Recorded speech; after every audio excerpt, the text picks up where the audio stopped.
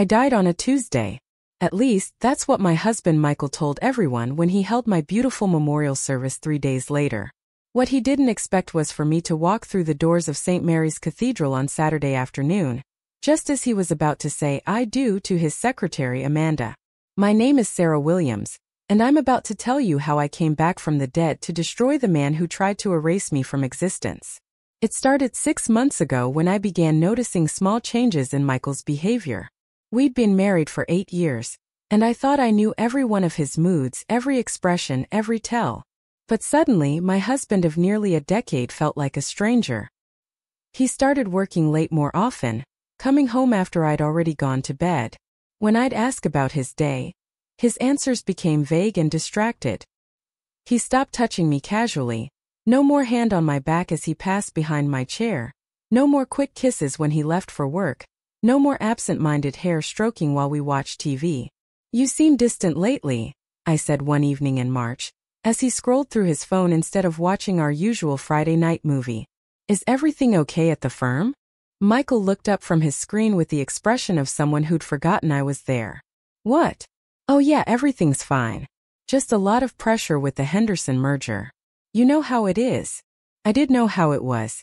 Michael was a senior partner at Williams & Associates. Yes, the firm was named after my family, founded by my grandfather in 1952. I'd inherited 40% of the company when my father died 2 years ago, making me not just Michael's wife, but his business partner. The Henderson merger was worth $12 million to our firm, so the pressure made sense. What didn't make sense was why he kept his phone face down on the table, and why he'd started taking calls in his office with the door closed. Maybe when this merger is done, we could take that trip to Tuscany we've been talking about, I suggested. We've both been working so hard. Yeah, maybe. He wasn't really listening. His phone buzzed, and he grabbed it immediately, his eyes lighting up in a way they hadn't when he looked at me in months. I tried to catch a glimpse of the screen, but he angled it away from me. Sorry, urgent client email. I need to handle this.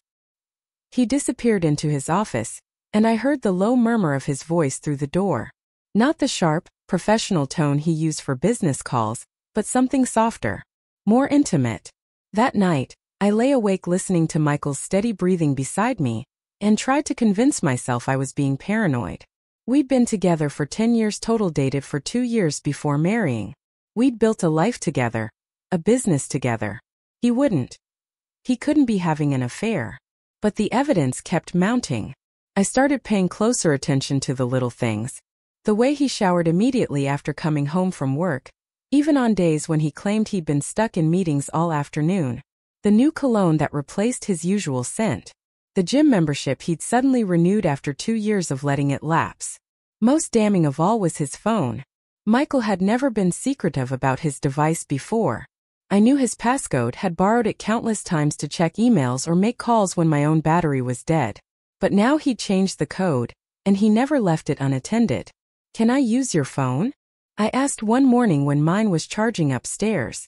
I need to call the caterer about the Henderson celebration dinner. Oh, my phone's dead, he said quickly, though I could see the screen light up when he moved it. Just use the landline. The landline. We hadn't used our home phone for anything but spam calls in years. I called my best friend Jessica that afternoon, needing someone to tell me I was losing my mind. Sarah, honey, you're probably just stressed about the merger, she said, but I could hear the concern in her voice. You've been working 18-hour days for months. Maybe you're reading too much into normal marriage stuff. Normal marriage stuff doesn't include suddenly changing phone passwords and lying about dead batteries, I said, pacing around my office at the firm. Something's wrong, Jess. I can feel it. Okay, but even if something is wrong, what are you going to do? Hire a private investigator? Follow him around? You can't build a life on suspicion. She was right, of course. But the feeling in my gut wouldn't go away. 2 weeks later, I found the proof I'd been dreading. Michael had left his laptop open on the kitchen counter while he took a shower. His email was still logged in, and I told myself I was just checking for urgent business messages. That's what I told myself right up until I saw the email thread with Amanda Collins. Amanda was Michael's secretary. She'd been working for him for 3 years, ever since she'd graduated from business school. Pretty blonde, 26 years old with bright blue eyes, and the kind of bubbly personality that made everyone in the office adore her, including apparently my husband. The emails went back 4 months. 4 months of increasingly intimate messages that made my stomach churn with every word. "I can't stop thinking about last night," Amanda had written. "The way you touched me, the things you whispered.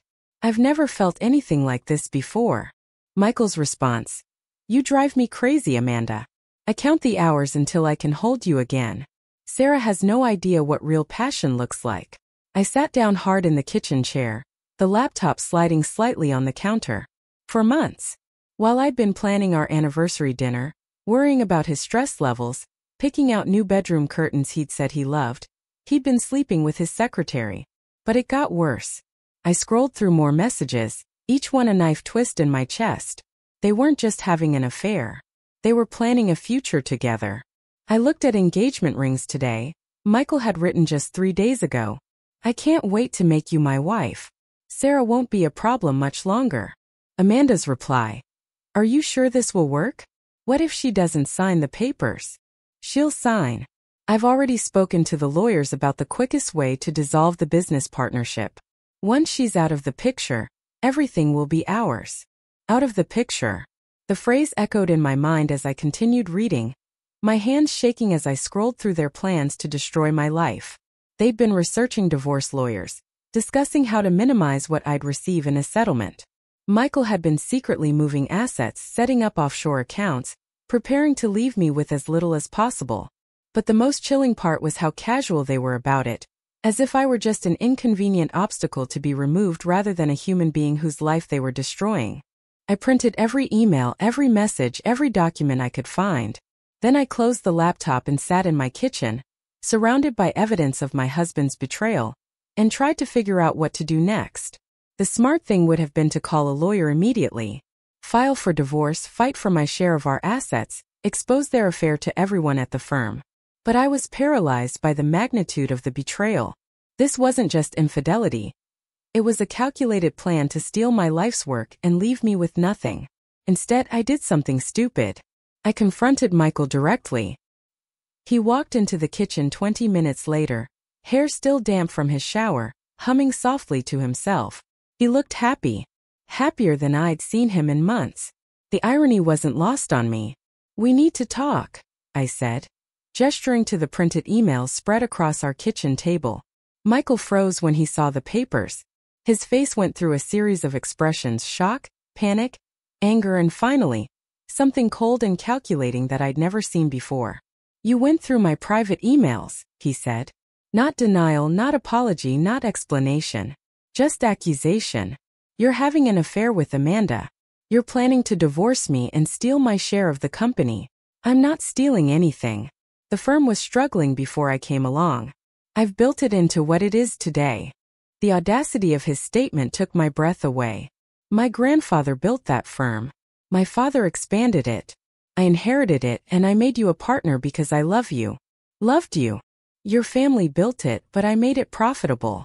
I brought in the clients, I negotiated the deals. You've been coasting on the family name for years. Each word was designed to wound, and they hit their mark perfectly. Michael knew exactly how to hurt me, where my deepest insecurities lay. I'd always worried that people saw me as just another nepotism hire, that I hadn't earned my place in the family business. "So this is my fault?" I asked. "Your affair, your lies, your plans to destroy me financially. It's all because I'm not good enough?" "This isn't about fault, Sarah. It's about reality. We're not happy together anymore. We haven't been for a long time. Amanda and I. What we have is real. It's passionate. It's everything our marriage used to be. Our marriage used to be built on honesty. Remember honesty?" He ran his hands through his hair, a gesture I'd once found endearing but now just looked like frustration with an inconvenient obstacle. "Look, I was going to tell you eventually. I just wanted to wait until after the Henderson merger was finalized. There's no point in disrupting the business until we have to." "How considerate of you. Don't be sarcastic, Sarah. It doesn't suit you." He started gathering up the printed emails, as if hiding the evidence would somehow undo what I'd discovered. "We can handle this like adults. Get a quiet divorce, split things fairly, and both move on with our lives." Split things fairly? According to these emails, you've already decided what's fair.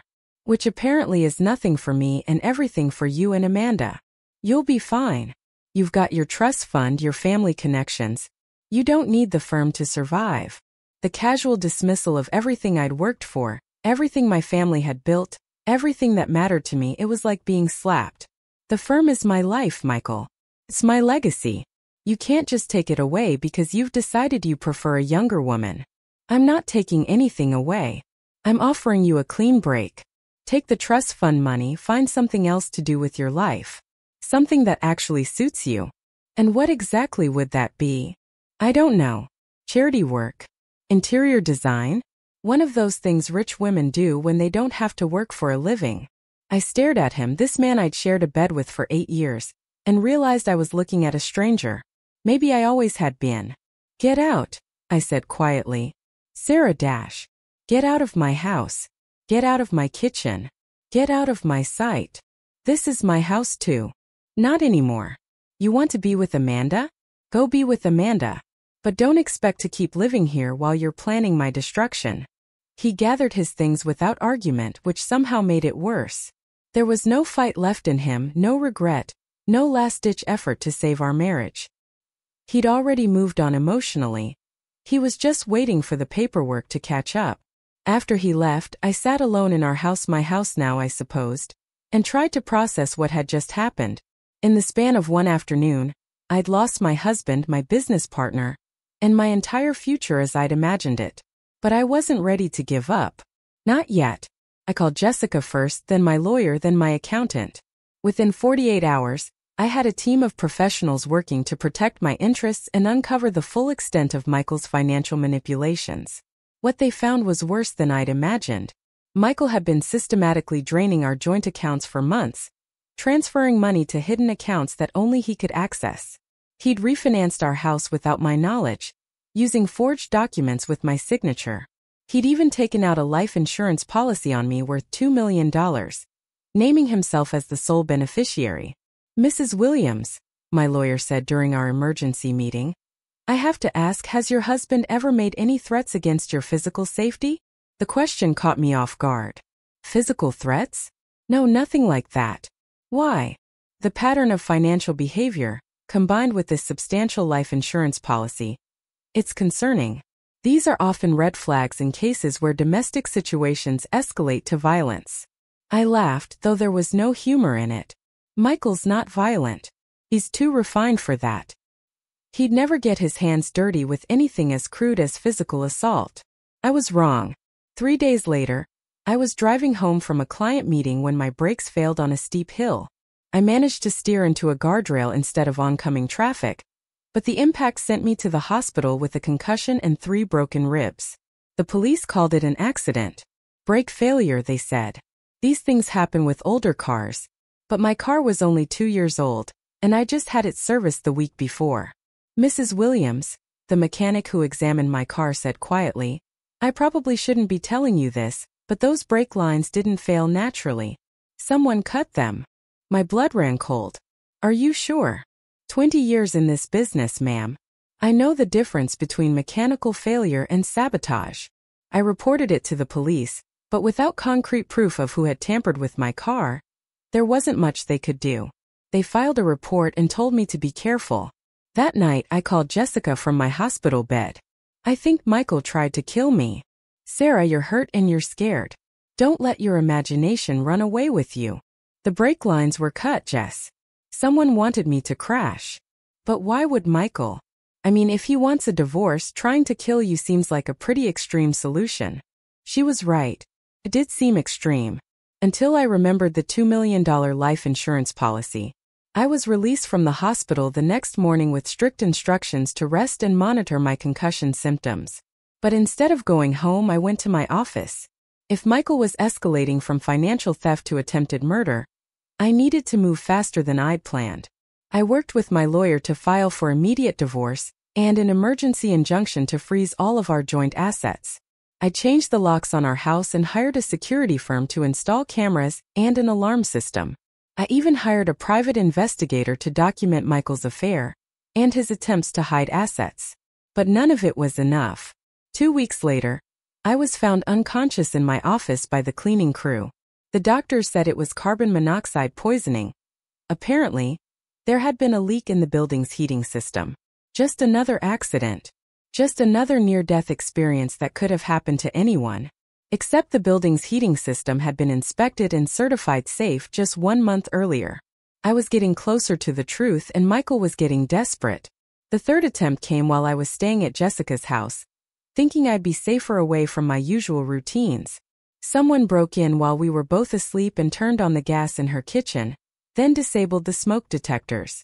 We only survived because Jessica's dog started barking frantically, waking us up in time to smell the gas and get out of the house. "This has to stop," Jessica said as we stood outside her house watching the fire department clear the gas. "You need to go to the police with everything. The brake lines, the carbon monoxide, now this. It's not a coincidence." She was right. But when I tried to report the pattern of attempts on my life, I hit a wall. Michael had connections throughout the city. He'd been careful to maintain plausible deniability for each incident. And most importantly, he'd been building a narrative. "Mrs. Williams," Detective Rodriguez said when I came to file my report, "I understand you're going through a difficult divorce. These situations can be emotionally traumatic. Sometimes people start seeing threats where none exist." "Are you saying I imagine someone cutting my brake lines?" "I'm saying that according to your estranged husband, you've been under a lot of stress lately. He's concerned about your mental health. He mentioned that you've been making wild accusations, that you're not sleeping well, that you've been behaving erratically." Michael had beaten me to it. While I'd been trying to gather evidence, he'd been poisoning the well, painting me as an unstable woman having a breakdown. By the time I tried to report his attempts on my life, I looked like exactly what he described: a paranoid, desperate wife making up stories to hurt her husband in a messy divorce. That night I sat in my hotel room. I didn't feel safe anywhere else, and realized that Michael was going to win. He'd isolated me, discredited me, and positioned himself as the victim of my alleged mental instability. Soon he'd make another attempt on my life, and this time he'd succeed. Then he'd inherit everything as my grieving widower, console himself with his secretary-turned-girlfriend, and live happily ever after on my family's legacy. Unless I disappeared first. The idea came to me gradually. If Michael wanted me dead, maybe I should give him what he wanted, or at least appear to. If I could fake my own death convincingly enough, I could escape his attempts to kill me while gathering the evidence I needed to expose him. It wasn't a perfect plan. It wasn't even a good plan. But it was the only plan I had. I started by liquidating assets Michael didn't know about. My grandmother had left me a small trust fund that was managed separately from our joint finances. It wasn't much, maybe $50,000, but it would be enough to disappear for a while. Next, I reached out to an old friend from college who worked in identity management for corporations. Without going into details, I asked her about how someone might hypothetically create false identification documents. She was suspicious but eventually gave me the name of someone who specialized in helping domestic abuse victims disappear from dangerous situations. The underground network of people who help women escape abusive relationships is both vast and invisible. Within a week, I had new identification, a new social security number, and a new life history. My new name was Jennifer Walsh, and according to my documents, I'd lived quietly in Portland, Oregon for the past 5 years. The hardest part was staging my own death. I needed it to be convincing enough that Michael wouldn't question it, but not so elaborate that it would draw intense police scrutiny. I chose drowning. It was statistically common, especially for someone in an emotionally vulnerable state. Bodies weren't always recovered immediately, which would buy me time. And most importantly, it fit the narrative Michael had been building about my deteriorating mental health. I drove to Riverside Bridge at 2 a.m. on a Tuesday night. It was a spot known for suicide attempts, isolated enough that no one would see me but public enough that my car would be found quickly. I left my purse on the driver's seat with my identification clearly visible. I left my shoes and jacket on the bridge railing. And I left a note, not a suicide note exactly, but something that could be interpreted that way by people who were looking for that interpretation. "I can't fight anymore," I wrote. "He's taken everything that mattered to me. I hope someday he'll realize what he's lost." Then I climbed down under the bridge, where I'd hidden a bag of supplies in Jennifer Walsh's new identity. I waited in the darkness for 3 hours until I heard sirens, saw the flash of police lights, knew that my death had been discovered. By dawn, I was on a bus to Denver, wearing dark sunglasses and a baseball cap, invisible among the other travelers. The news of my death made local headlines. Local businesswoman dies in apparent suicide. Michael played his part perfectly, granting tearful interviews about his beloved wife's struggle with mental illness and his regret that he hadn't been able to help her. Sarah was under tremendous pressure, he told the local news station. The stress of running her family's business, combined with some personal issues we were working through. I just wish I could have done more to help her. Personal issues. That was one way to describe discovering your husband's plan to murder you for insurance money. The memorial service was beautiful. Michael spared no expense, filling St. Mary's Cathedral with white lilies and hiring a string quartet. He wore his most expensive black suit and maintained an expression of dignified grief throughout the service. I watched it all online from my hotel room in Denver, marveling at his performance. He was truly gifted at deception. But the real revelation came 2 days later when I saw the announcement in the society pages. Local business leader to wed secretary in intimate ceremony. 2 days. My husband of 8 years had waited exactly 2 days after my memorial service to announce his engagement to his secretary. The wedding was scheduled for 6 weeks later, just long enough to avoid looking completely callous, but not long enough for anyone to dig too deeply into the convenient timing. That's when I knew I had to go back. I spent those 6 weeks gathering evidence and building my case. As Jennifer Walsh, I could access records and databases that had been closed to me as Sarah Williams. I hired private investigators in 3 different states to track Michael's financial crimes. I contacted federal agencies about his insurance fraud. I built a network of sources within my own former company, people who were suspicious about the rapid changes Michael was making now that I was supposedly dead. Most importantly, I planned my resurrection. Michael and Amanda's wedding was scheduled for Saturday, April 15th at St. Mary's Cathedral, the same church where my memorial service had been held just 6 weeks earlier. The irony was too perfect to ignore. I arrived in town on Friday morning, checking into a small hotel under my new identity. I spent the day making final preparations, confirming that all the evidence I'd gathered was ready to be released, ensuring that the authorities would be standing by. Saturday morning, I woke up early and took care with my appearance. I wanted to look perfect for my grand entrance. I chose a simple black dress, funeral appropriate, but elegant. I did my makeup carefully, styled my hair the way Michael used to love it. If I was going to come back from the dead, I was going to look stunning doing it. The wedding was scheduled for 2 p.m. I arrived at the cathedral at 1:45, just as the guests were taking their seats. I recognized most of them colleagues from the firm, Michael's family, friends from our social circle, people who had attended my memorial service 6 weeks earlier, and were now celebrating my husband's new marriage. I waited in the back of the church as the ceremony began.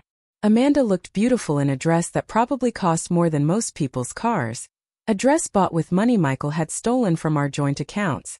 She walked down the aisle beaming, carrying white roses, looking every inch the blushing bride. Michael stood at the altar in the same black suit he'd worn to my memorial service. His hair was perfectly styled, his smile radiant. He looked like a man who had everything he'd ever wanted. The priest began the traditional ceremony. Dearly beloved, we are gathered here today to witness the union of Michael Thompson Williams and Amanda Rose Collins in holy matrimony. I smiled at the priest's choice of words. Dearly beloved. If only he knew. If anyone here has any reason why these two should not be wed, speak now or forever hold your peace. The church fell silent, as wedding congregations always do during this moment. No one ever actually speaks up. It's just a formality, a tradition that no one takes seriously anymore. But I had been waiting my entire life for this moment. I stood up in the back pew and spoke clearly, my voice carrying through the silent cathedral. I object. Every head in the church turned toward me. There were gasps, murmurs of shock, the sound of someone dropping their phone. But the loudest sound was the absolute silence from the altar, where Michael and Amanda stood frozen in horror. I walked slowly down the aisle, my heels clicking on the stone floor, enjoying the dramatic effect. By the time I reached the front of the church, Michael's face had gone completely white. "Hello, darling," I said, looking up at him on the altar. "Did you miss me?" Amanda was the first to recover her voice. "This is impossible," she whispered. "You're dead. We went to your funeral." "Memorial service," I corrected. "No body was ever found, remember? Though I have to say, Michael, your eulogy was beautiful. Very moving. I particularly liked the part where you talked about how much you loved me." Michael opened his mouth, closed it, opened it again. For once in his life he was speechless. "Sarah," he finally managed. Where have you been?" "Oh, here and there. Mostly gathering evidence of attempted murder, insurance fraud, and theft of marital assets. You know, the usual widow's activities." The murmur of shocked voices was growing louder. Wedding guests were pulling out their phones, some calling others, some recording. I could see Michael's family members looking confused and horrified. "You're supposed to be dead," Amanda said again, as if saying it loudly enough would make it true. "And you're supposed to be a secretary, not a husband-stealing murderer.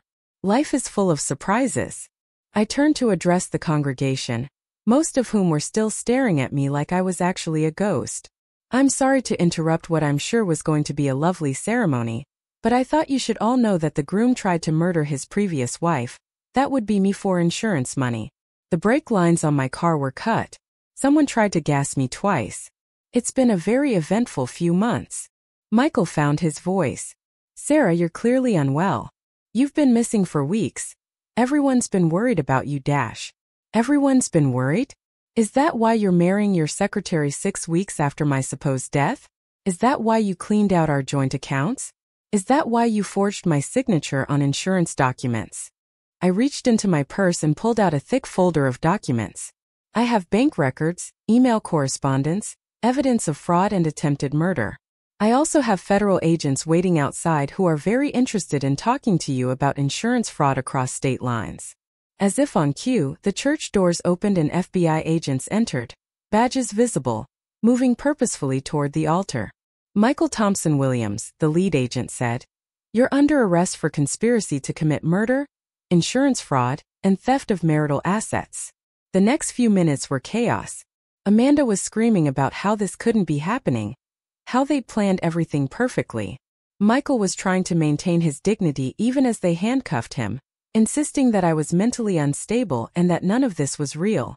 The wedding guests were a mix of horrified and fascinated, pulling out phones to record and call others. I could already imagine the social media posts. "OMG wedding interrupted by dead wife coming back to life." As they led Michael away, he looked back at me with pure hatred. "You've destroyed everything," he said. "Our life, our future, everything we built together." "We never built anything together, Michael. You built lies while I built trust. You built deception while I built loyalty. The only thing we built together was a marriage, and you destroyed that the moment you decided I was worth more dead than alive." Amanda was still standing at the altar in her expensive white dress, mascara running down her cheeks, holding a bouquet of roses that were already starting to wilt. She looked young and foolish and utterly destroyed.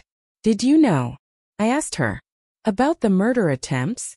She shook her head frantically. "No, I swear I never knew he was trying to hurt you. I thought you really had killed yourself." "He said you were depressed about the divorce. And you believed him?" "I wanted to believe him. I wanted to believe that what we had was worth it, that love justified what we were doing." She wiped her eyes, smearing makeup across her face. "I was so stupid." "Yes, you were. But stupid isn't the same as evil. Michael is evil. You're just a 26-year-old girl who fell for a handsome older man's lies." I turned to leave, then paused. "Amanda, take some advice from someone who's been where you are. When a married man tells you his wife doesn't understand him, what he's really telling you is that he doesn't understand commitment. When he promises he'll leave her for you, what he's really saying is that he's comfortable with betrayal.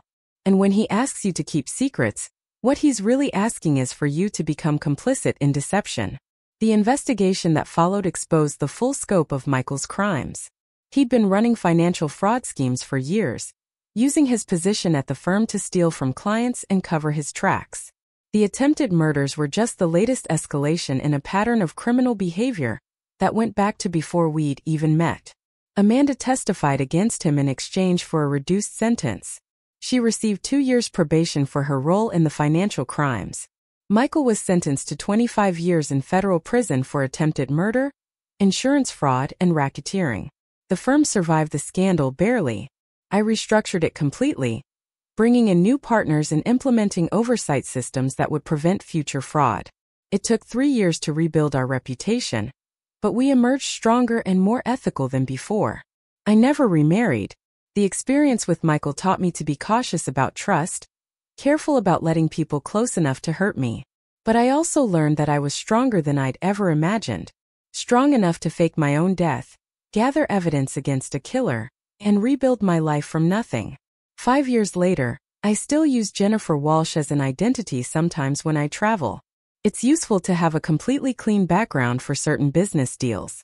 But mostly, I appreciate having the option to disappear if I ever need to again. The wedding dress Amanda wore that day is now evidence in a federal case file somewhere. The cathedral where Michael and I were married, where he tried to marry his secretary, where I came back from the dead, it was torn down 2 years ago to make room for a shopping center. But every year on April 15th, I visit Michael in prison. It's become a tradition. I dress nicely, do my makeup, style my hair the way he used to like it. I want him to see exactly what he lost when he chose murder over marriage. Any regrets? I ask him every year. And every year he gives me the same answer. Just one. I should have made sure you were actually dead. The truth is, he did kill me. The Sarah Williams who trusted blindly, who ignored red flags, who believed that love could overcome any obstacle. She died the night I found those emails. The woman who came back from the dead was someone new. Someone stronger. Someone who knew that the most dangerous person in your life is often the one who claims to love you most. Sometimes death is just another word for transformation. And sometimes coming back from the dead is the only way to truly start living.